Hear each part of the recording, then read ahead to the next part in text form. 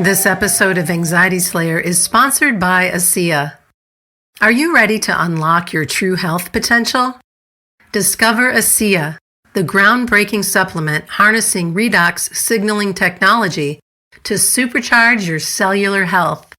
Unlike traditional vitamins and minerals, ASEA empowers your body to rejuvenate and protect itself from the inside out.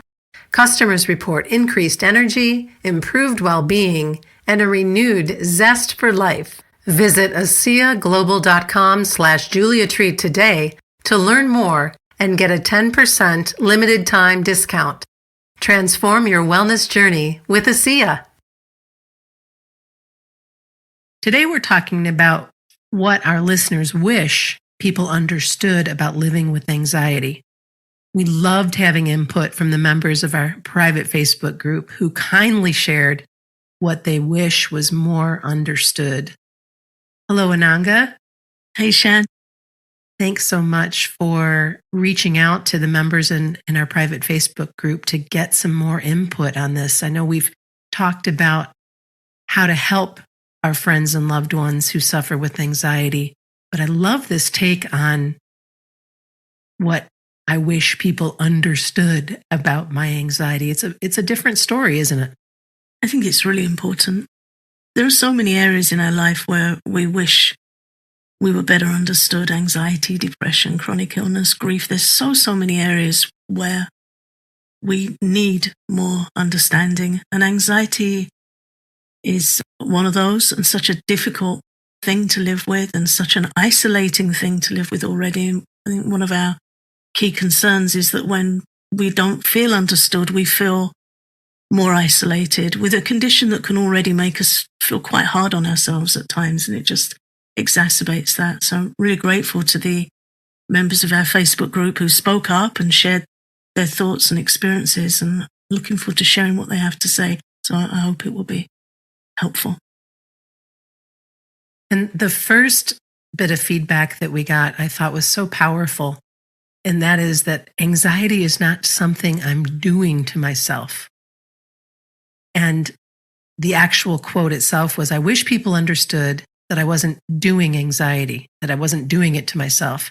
I've frequently received the comment that I am creating my own problems and have been made to feel like my anxiety is my fault. It would help to hear that I'm understood and that my friends and loved ones acknowledge that I'm actually doing the best I can. The end of that statement really struck me, to hear that I'm understood and they acknowledge I'm doing the best I can. Sometimes with anxiety, we're really trying to do the best we can, aren't we? But it still feels like you're falling down a hill and you're kind of grasping at rocks and tufts of grass on the way down, and you're just in this awful free fall where you haven't got control of your mind. Your mind's just crashing in with all these fearful thoughts, the symptoms in your body. It's a horrible, horrible experience. And it takes a lot of courage to live with and deal with. So that really hit home for me. It really helped to hear that I'm understood and that they acknowledge I'm doing the best I can. Understanding is going to come around more and more, and there's a slightly different take on it coming up in another comment, which I look forward to exploring in more depth. And here's another comment that really stood out. I wish people understood that I know how crazy I sound or how irrational my fears are. The pervasiveness of those anxious thoughts are the battle that I'm fighting. You can't talk me out of my anxiety by telling me it's an irrational thought. I'm pretty smart. If it were that easy, I'd have done it because I know it's irrational. Wow. Right? That's like mic drop. That's so well put, isn't it? Yeah. A really smart person suffering with something really hard to deal with, and she's got the intelligence to observe it, but she's in it. She's in the storm. I remember when I was young and I was met with non-empathy and non-understanding, and it would go one of two ways. It would make me feel worse, like there was something wrong with me and I needed fixing and I didn't even know where to begin with that. Or it would make me angry and I would feel like, I haven't got a switch on the back of my head that I can just flick and switch all this off. And if I did, do you think I wouldn't flick the switch? Right. If you're listening in today because a loved one is suffering from anxiety, and you gratefully are not, but you want to be more available and in support of someone you love, here are some symptoms of an anxiety attack that it might be helpful for you to be aware of. A pounding heart, gasping for breath, feeling faint and lightheaded. You might feel nauseous. You might be sweating and shaking. Anxiety has a definite physical set of symptoms. I remember, gosh, it's probably been 20 years ago now, a friend of mine who was much younger than me at the time was having all of those symptoms and had to call emergency to have an ambulance come because he wasn't sure if he was having a heart attack or what was going on. Again, at the time, he was probably 25 years old. So it just didn't make any sense at that point. And then come to find out, he was suffering from an anxiety attack. And it just didn't even occur to him that that could be the case based on his age, based on not having had that experience before. And then his lovely partner helped work with him through these very real symptoms. I wish I could say that that's the only time that happened, but having it happen and having it diagnosed and then knowing the choices he could make and with support, he did much, much better in the days and years after that. So again, anxiety is not to be taken lightly. The physical symptoms, the mental symptoms are not to be taken lightly.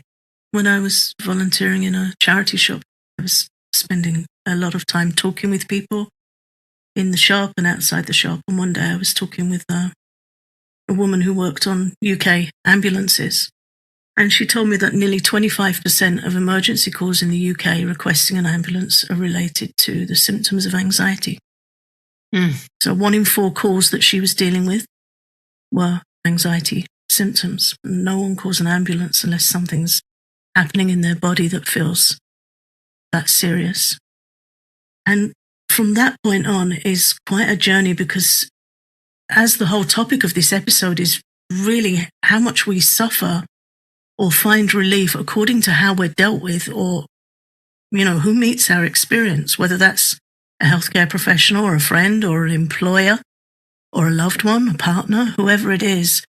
We all have the opportunity in our interactions with each other to cause each other great distress or to offer each other great support. And one of the gifts of anxiety is that it really can help us look at that and think, I don't want to cause distress to anyone else. Now, I was thinking about when you go to the emergency room and you've got those symptoms and you're scared because you think you're having a heart episode, and they say to you, no, there's nothing wrong with you. It's just anxiety. Right. Sometimes you'll be met with somebody kind and they'll refer you on, and it can be the beginning of getting help, but sometimes it isn't. And then you come home and you feel like you're having a heart episode, but you're told, no, it's just anxiety. So the symptoms are that real, and yet the word just is used. And I always look out for these words, just and at least, these kind of bypassing, modifying words. Right. When you're having a horrific experience. So from this comment, I would urge anyone, if you're not being met with kind help from one individual, go find somebody who's kinder, go find somebody else, because there are people who can support you. Join our private Facebook group. Look up Anxiety Slayer on Facebook. So much support and understanding in there. We just had a comment this morning from somebody saying, I love this group. And she was sharing, she was getting out to her religious meetings, she was getting to the store more, and she felt really understood and supported.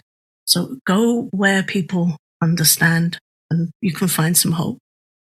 Yeah, it really brings me so much joy when I see feedback like that in the group, to know that we can make these choices that change and improve our lives. And the value in that is it's just huge. And it could be the smallest step forward, and it matters. It really matters.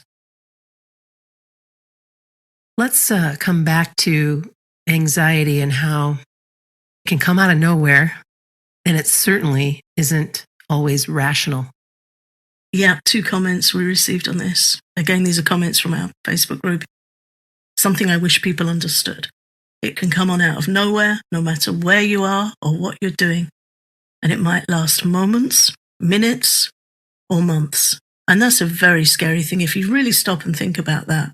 That you can have an anxiety episode when you feel like you were doing okay, and you might feel better in a few minutes, or you might be with it for a week or 2, or it might be the beginning of a really challenging, ongoing spell. And I would invite anyone who hasn't had the experience to just sit with that possibility. It's a heavy possibility. Somebody else added, anxiety can strike randomly and without warning. And consider how that might feel to your friend or loved one. To be in that space, to not have to try and solve it or just it or it's only it, but to do your best to have empathy, to put yourself in their shoes, to have sympathy if you can't have empathy, to be in that space of, oh my goodness, okay, this is much bigger than I realized. And we know that. I mean, we've talked about the triggers that come from anxiety, whether it be flight, fight, or freeze in the body, how it sends stress hormones pumping through our system that can absolutely make us freeze on the spot or just want to bail and run for our lives. Yeah, I've run out of rooms because of anxiety. When I was a youth, I can remember going to social events, and I would just start to feel extremely unwell, and I would lean on the wall and feel like I was going to faint, and then I would just start pouring with sweat, just dripping, which as a young teenage girl, I didn't want anyone to notice that. And I would run out the room. I would just run outside and hope nobody noticed me and try and calm myself down and just wait to go home. And I think in the end I became quite avoidant of those kinds of situations, but I can remember it happening at school. Really, really difficult, especially when it starts manifesting physically, and the last thing I wanted was anyone to notice. And I think with so many things that we go through, there's that saying, to walk a mile in another's shoes. And the unfortunate reality is that often we don't understand unless we've lived something, but we can at least try and understand. I remember an older friend I had at the time who just said, "Oh, that sounds awful. That sounds like you're really suffering." And that meant the world to me. She hadn't suffered with anxiety. She didn't know. She didn't understand, but she understood enough that it was awful. And it was one of the few comments I received at that stage in my life that made me feel validated and heard. I was grateful to her for managing to put her mind somewhere closer to my experience. And again, we all have the opportunity to do that and not to just write people off when they're going through hell. Or charge in with the, why are you so dramatic? Or, oh my goodness, you're so high maintenance. And whether you're saying those words or thinking them, the person who's suffering knows. They're thinking it themselves and then having that reflect back as, kind of a, oh, there she goes again, versus realizing that this is genuine suffering with very obvious physical symptoms. And it's not just anxiety. It's never just anxiety. And it's easy to think that you'd know how to cope if it was you until it's you. Yeah. Until you have your own experience with it. And that is something that brings us back to the importance of being as sympathetic as you possibly can, because this is somebody you care for. This is somebody you love. And of course, you don't want them to suffer.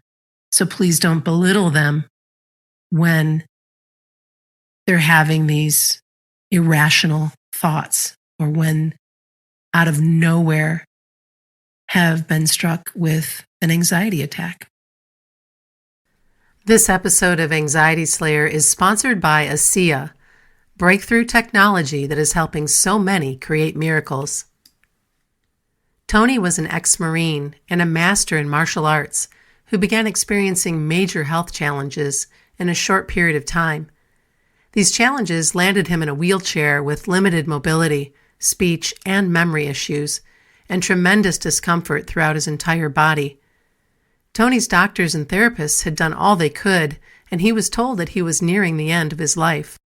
That's when Tony met Chris. Chris shared some information about ASEA, and Tony jumped in with open arms. He began drinking the Redox molecules and using the Redox Gold gel on areas of discomfort. In a short time, his headaches disappeared, his speech improved, and he no longer needed his wheelchair. In just 90 days, Tony was doing 300 push-ups every day and living independently once again. What his doctors said was impossible became possible. They're still quite perplexed. Tony continues to use ASEA and is excited about life again. His enthusiasm shines through when you listen to him tell his ASEA miracle story. If ASEA can do all that for Tony, just think what it can do for you, or perhaps someone you love who is struggling with health challenges right now. Discover how ASEA can help you experience your own breakthrough by visiting ASEAGlobal.com/JuliaTreat. Use the promo code JuliaTreat in all caps to receive 10% off your first order. Save even more by getting one of ASEA's bundles with a savings of up to 43% today. Go to ASEAGlobal.com/JuliaTreat and get ready for miracles. Understanding triggers is another helpful place to explore when you're suffering from anxiety or when a loved one is suffering from anxiety. Some of the feedback that we've received is that being able to understand my anxiety and what triggers it helps me communicate to others. They don't always understand, but they accept how I feel.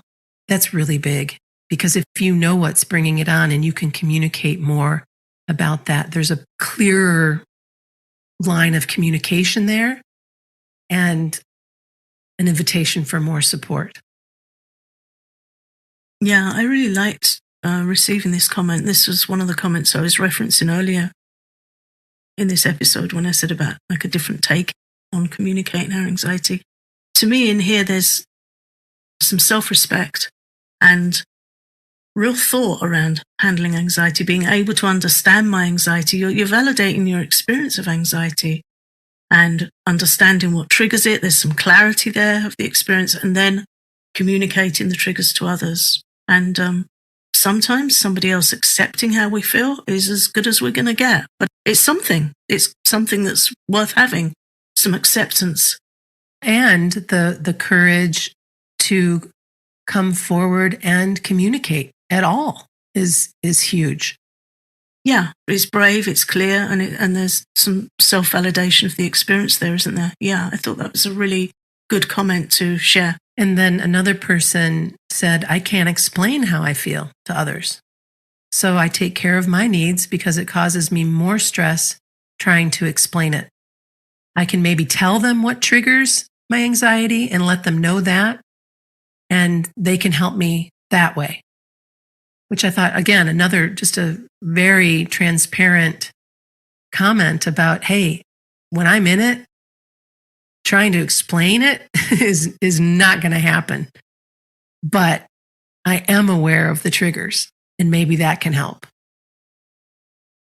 Yeah, again, really smart handling of the experience and understanding it, validating it. Another really, really good comment to share.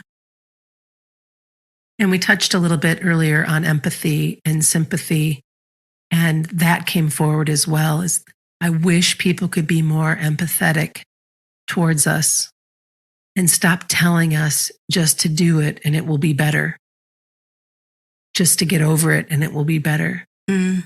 Empathy is not auditing another's experience. It's not telling them what to do. One of the quickest ways to isolate somebody needing support is to expect them to respond how you think they should. But it's not about you. You cannot know what another is experiencing, and you cannot help them unless you honor their experience. There's a whiff of control to that, isn't there? Mm-hmm. You know, telling us to just do it and it'll be better, and better for who? Yeah. Maybe better would be substituted with convenient, more convenient. Yeah. But again, who wants to add to somebody's suffering? There's a lot of talk in the health press at the moment about mental health and isolation and the stigma about speaking up. And we all need to make sure that we're someone that's safe to talk to if somebody's suffering. Because there's a great vulnerability in speaking up. And if you meet with someone that's just going to push back on you and say, you'd be better if you did this, or, you know, why don't you just do that? Why would that person open up again? It takes a lot of courage to speak up, and then you just get a door slammed in your face. So if we want to have a discussion about mental health, why don't people speak? That's why it's not always safe to speak. So we need to make sure it's safe and that people can be heard with respect. Another comment that came up in the group that I thought was so potent was that you may be seeing me at my best, but you don't see what happens in private or when I'm suffering an anxiety attack. That really resonated with me big time. It made me think of a time back when I used to do a lot of public speaking and how much I struggled before getting on stage. Even though when I got on stage, you would think it was my calling, but it wasn't. And maybe it could be again or will be or whatever, but that person that you saw on stage was not the same person who was preparing for that speech and putting myself and, you know, through the paces of trying to be perfect or whatever the case may be. So some days are easier than others, and we are so multifaceted, and we're incredibly strong and creative and smart. Here's a good use of just. Just because you suffer from anxiety does not mean that you aren't all those things and more. And we're used to showing our highlights reel. It's expected. Mm-hmm. Many of us go on Instagram and we'll share a photo of something beautiful. And it might be on a day when we're really struggling. And we show up as our best, and we show our best from trying our best and from feeling vulnerable for so many reasons. So yeah, we see and hear people at their best. When we first started this podcast, for many months, I was nervous recording because it felt like public speaking.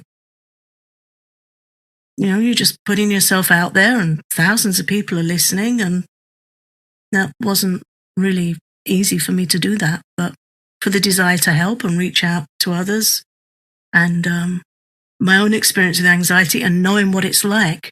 So I do understand because I've been there, and I know what it's like. And I felt there was a duty of care to share and try and help. That's what drove me to do it. But I would be nervous for months. I don't think I knew that. I think this is my first time learning that. So thank you for continuing all these years. But, you know, just to be really honest and say that we don't always see what somebody's going through. That's so true. And here's how you can help. If you have a friend or loved one who's suffering, just start by letting them know that you're there for them. Listen without judgment, and maybe offer a big hug. Bring them a glass of water or a cup of calming tea. If you have some lavender oil, put a couple drops on a tissue and bring it to them so that they can inhale the lavender. It has such a lovely calming effect. Invite them to change up their environment by going outside or inviting them to go for a walk. Breaking down the barriers is a big part too. That there's so many barriers that come up, and anxiety can be incredibly lonely. And sometimes our family and friends are scared to reach in, and often the person suffering is scared to reach out. But the connection is essential in overcoming anxiety. Whenever you can, offer a hug, a pat on the back, something that you can do. Hold their hand and connect. Whatever feels like the right thing to do between you and this person that you care about. It means more than you could possibly know, just to let them know that you care by your physical presence and to help them feel more safe and grounded. Yeah, just to be with someone is huge. To be able to sit with someone when they're suffering, it might not feel like enough, but it's good. It's good and it's valuable. We'll wrap today by talking about how important it is to see the bigger person beyond their anxiety. Hold in your heart what you love about this individual soul who happens to be living with anxiety. Your loved one may be suffering from anxiety, but they're not just anxiety.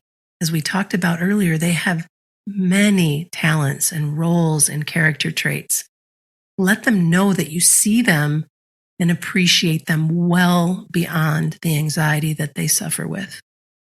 If you find them funny, tell them. If you find them kind, tell them. If you find them creative, make sure you tell them. And if you can remember times when they've shown courage or wisdom, tell them. Anxiety feels like it takes over everything, but from the outside, you can see more than the symptoms. So be sure to offer positive, heartfelt encouragement. It means more than you could possibly know.